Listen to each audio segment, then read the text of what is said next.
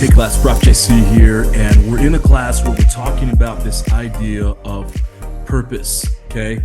And we've looked at it, we've defined it, we've kind of talked through it, a little bit these last few weeks.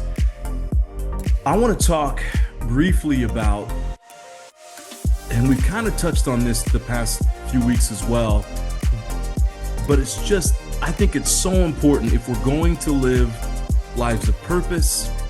And that's a big part of what our education at Point Loma is about, helping people find purpose in life, whether it's in business, whether it's in leadership, whether it's whatever it is that you're doing, whatever it is that you're doing now, or whatever it is that you're going to be doing 5 to 10 years in the future. How do we be more effective? And the reason why this class is so important is because purpose is a big deal when we're looking at the effectiveness that we're going to have in life. When we're moving forward in life, if we're moving forward on purpose, with purpose, I promise you there's going to be effectiveness in life. The problem is most people don't live purposeful lives. Now, I think most of you want to because you're at Point Loma, you're in this program. Maybe you saw one of our billboards or banner ads or Google ads that talked about that, finding your purpose, discovering who you are. And that's what our school's about. That's what this program is about. For those of you who are business students, even with all the math and the economics and the finance, for those of you who are the leadership students, as we talk about issues in leadership and communication and all these things, at the core of it is so that we can live lives of purpose, so we can lead organizations of purpose that help empower other people to live lives with their own purpose. I can't stress that enough. If you can do that, I promise you success is going to be in the future for you. If you can empower other people to live lives of purpose, which starts with you living a life of purpose, success is going to be on the other side of that. Achievement, the things that you want in life are going to be there for you. You're going to have the success that you want in your current company or future company, wherever you're going. Now, we're talking about that this week. And I think one of the things that keeps many people back from purpose, it's scary to do that. It's a lot of hard work to figure out what your purpose is. And so it's easier just to go find a job where you can make, $80 to $100 to $150,000 a year and live a comfortable life and maybe be a little bit miserable, but you say, hey, but I've got a job and I've got a nice home in a nice suburb and my kids are going to a decent school. And so that's life. Now, if that's the life you want, there's nothing wrong with that. Okay. But I got a feeling that most of you want something a little bit bigger than that. I think what holds most people back is the fear of living on purpose, the unknown of living on purpose, not working hard enough to figure out this purpose. That's why this class is so important. But I also think it's because people do not want to evolve. People don't want to change who they are. People want to continue to stay who they are and then continue to be someone who lives an effective life filled with achievement. And the thing that I continue to learn year after year after year is that if we are going to do something different in the future, if we're going to try to leave an impact, try to live a life filled with achievement and try to live a life filled with purpose, make an impact on the people around us, it means that we have to be constantly evolving. We have to be changing. I'm sure you've heard about this growth mindset versus fixed mindset. Carol Dweck. Dr. Carol Dweck, she's a professor up at Stanford University. She wrote the book Mindset, and she talks a lot about this, about people who've got a fixed mindset. And a fixed mindset is the person who says, well, this is just who I am. I am XYZ. I'm this, I'm that, whatever it is. That's a person with a fixed mindset. I'll never be able to do that over there. I'll never be able to have that over there. I'll never be able to be in that position. I'll never be able to get that degree. I'll never be able to look like that. I'll never be able to do that triathlon or that Ironman or whatever. I'll never be, because this is who I am. Fixed mindset. Okay. Now, I'm not talking about being a person who lies to yourself. Okay. But I think a lot of people don't move towards purpose because it's scary, it's unknown, they don't know what it is. But then when they set a goal of what could be their purpose, they think, I can't do that because I'm not XYZ. I'm not this person over here. I'm not that person, the person I'm looking up to. They have all these things over here that I don't have, so I can't be that person. And so what we miss is that there's a process of evolution. What we miss, and we're not going to talk about this in this class, it's too much to talk about, how our brain can change over time and form and neuroplasticity and all these things that you can research about. But the reason why I'm thinking about this today is because there's a book that I'm reading just in my personal life. It's a phenomenal book. I highly recommend that you get it. It's called Poor Charlie's Almanac. Let me see who's written it by. It was put together. It was put together, not written, and I'll explain why here in a second. It was put. This book was put together by Peter D. Kaufman. You can find the book on uh, on Amazon.com.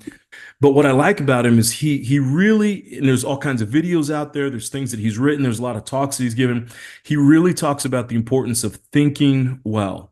That if you're going to do well in life, business, investing, whatever it is, what it starts with is this idea of thinking. So he talks a lot about mental models. And one of the things I found that the more billionaires that I study, they talk a lot about this idea of mental models. And that means that we have models that help us think so that when our emotions get in the way, instead of running our thoughts and our decision making, really, because we are the sum of our choices, we are the sum of our decisions. Your business is the sum of your choices. Your business is the sum of your decisions. Okay. That's tough to say. Your leadership is the sum of your choices, your leadership or lack of it. Okay. It's all the sum of your choices. And so really life is about making choices. So the better choices we make, the better outcomes we have, the better successes we have. Okay. So here's one of the things he talked about that has just moved me over the past 2 to 3 weeks. And so I just want to read this for you. Now there's a sentence that I want to read to, but I've got to read, was it 3 or 4 paragraphs to get to the sentence? The only way you're going to understand the sentence. So let me read it and then we're going to get to the sentence. Okay. So he's talking about different ways of thinking and different concepts that we need to be studying, right? So he'll talk about if we want to think better, you've got to understand basics of math and accounting and psychology and science and engineering, biology and physiology, right? So he's talking about that. So he's in the math section about why it's important. So I just want to read it for you, and then we'll get to the sentence that I think is the most important sentence in terms of what we're talking about this week, this idea of evolution. First, there's mathematics. Obviously, you've got to be able to handle numbers and quantities, basic arithmetic. And the great useful model after compound interest is the elementary math of permutations and combinations. That was taught in my day in the sophomore year in high school. I suppose by now in great private schools, it's probably down to the 8th grade or so. Now, he's actually given a talk here. So when I said that this book was put together by Peter D. Kaufman found a lot of the works and interviews and talks that Charlie Munger gave over his life, and he put together this, what he called the Poor Charlie's Almanac. So in this talk, he's talking to, I believe it's Harvard Westlake School. It's a private school that's up north of Los Angeles. Very elite kind of private school. So he's talking to them. He's one of their major donors. I think he was even on the board of directors. So that's when he's referencing private school. He's talking to them, but it kind of works for us because this is a private school as well. It's very simple algebra, and it was all worked out in the course of about 1 year in correspondence between Blaise Pascal and Pierre de Fermat. I don't know how to say that, okay? I probably should have looked that up before I started recording. Pascal and Fermat, that's what we're going to say. They worked it out casually in a series of letters. It's not that hard to learn.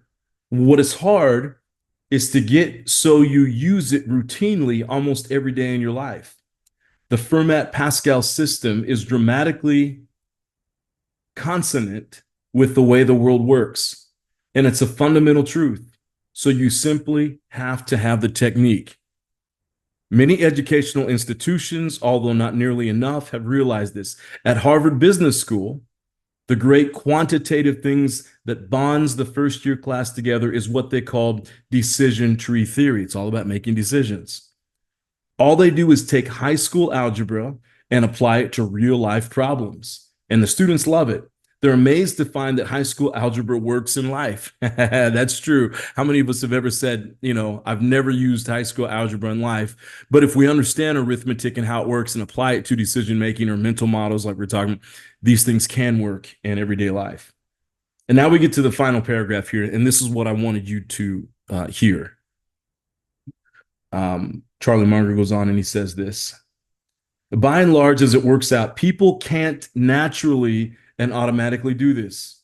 If you understand elementary psychology, the reason they can't is quite simple. The basic neural network of the brain is there through broad genetic and cultural evolution, what we're talking about today. And it's not Fermat Pascal. It uses a very crude shortcut type of approximation. It's got elements of Fermat Pascal in it. However, it's not good. So you have to learn in a very usable way this very elementary math and use it routinely in life, just the way. Now, here's the phrase that I want you to take, okay? Just the way that if you want to become a golfer, you can't use the natural swing that broad evolution gave you. You have to learn to have a certain grip and swing in a different way to realize your full potential as a golfer.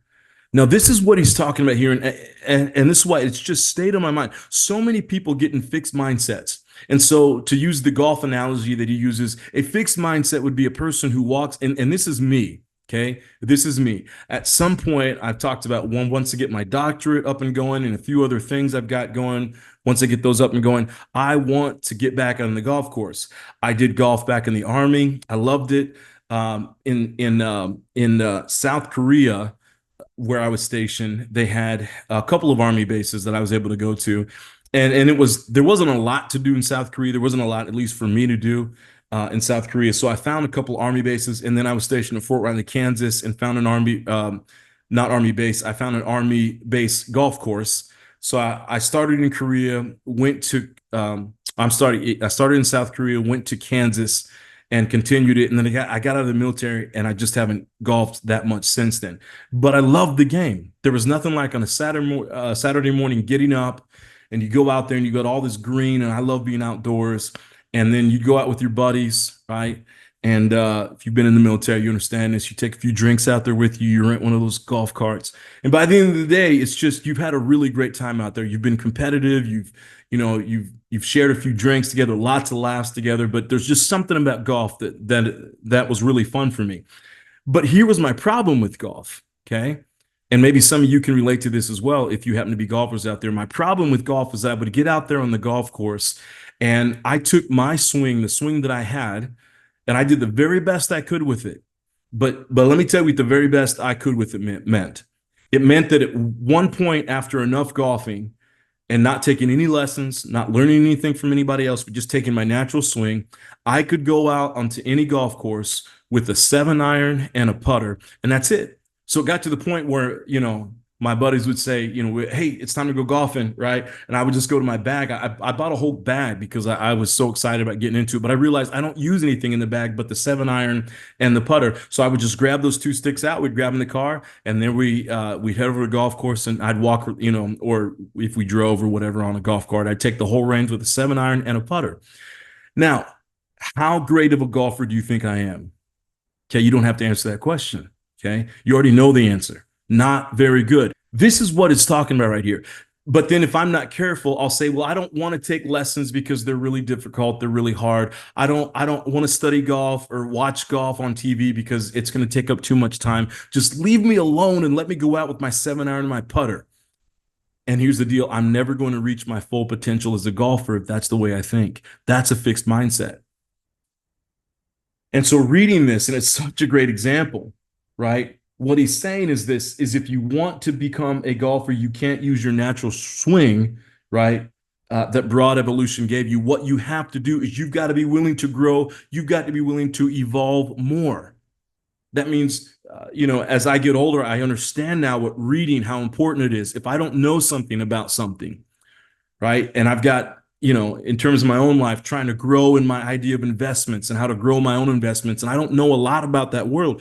So I've realized I got to find books And so I've got to go to YouTube and put in what books do I read and listen to a whole bunch of people and then cross sectional all of those together, cross map all those together and say which are the top 10 books that everyone's saying I need to read. And then I got to dive in and I got to read and reflect and study if I'm going to grow. The same goes for you.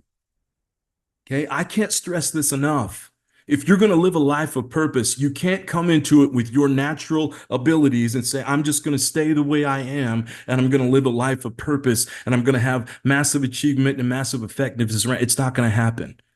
Okay, just like JC is not going to be a good golfer. And all the dreams I have, and I have a vision board, and on my vision board is one of the golf courses up here in North County that I'm going to be a member at this golf course. Okay, it's going to happen. It might be 10 years in the future, but it's going to happen. But I can't show up over there on a Saturday ready to golf with all these serious golfers and just take out my 7-iron and a putter. I'm going to have to learn. I'm going to have to study. I'm going to have to get a golf pro. I'm going to have to learn from that golf pro and study and work and get out there and just swing and swing and swing until my swing gets better. Will I ever be on the PGA Tour? Never. That's never going to happen. Okay. But can my swing get better? Yes. And the same, again, it goes back for you, anything that you want to do in life. Fixed mindset said I can't do it. Fixed mindset, I'll never live a life of purpose because of XYZ. I'll never be able to build that business I want to build because of XYZ. I'll never become that CEO or the manager I want to be. I'll never be able to, whatever it is, start the nonprofit that I want to start because of XYZ. No. That's a fixed mindset. Growth mindset means I can do it, but it means I might have to change some things about myself so that I can be able to evolve and live the life of purpose that I want to live. What's the thing for you that if you were to change this one thing, you would evolve in this one thing, everything else would change? I've talked too much today. I get so passionate. I keep talking. I wish we were in a classroom. I love this online, but if we were in a classroom, we could have some good dialogue around this. But I want you to think about that seriously. In achieving your purpose, what's the one thing? And just write one sentence. And the sentence would go like this. In order to achieve my purpose, if I were to change blank, XYZ, you fill in the blank, right? If I were to change blank, it could potentially change everything in my life. What's that thing? And I promise you, if you do the work, you'll find out it's probably one thing. What's that thing for you? Write one sentence. That's all you got to do. And I hope that you're listening to what I'm saying in these podcasts. I don't create these to hear my own self think. I've got 10,000 other things that I could be doing right now. I do this because I want this to add value to you. I want you to live great lives of purpose and effectiveness. You don't have to go out there and build, $1 billion company. You can if you want to, but you don't have to. But whatever it is that you say that you put in your mind to that you want to achieve, I want you to achieve that. Okay? Thanks so much for listening. I look forward to your responses. I'll see you in the next podcast. Take care.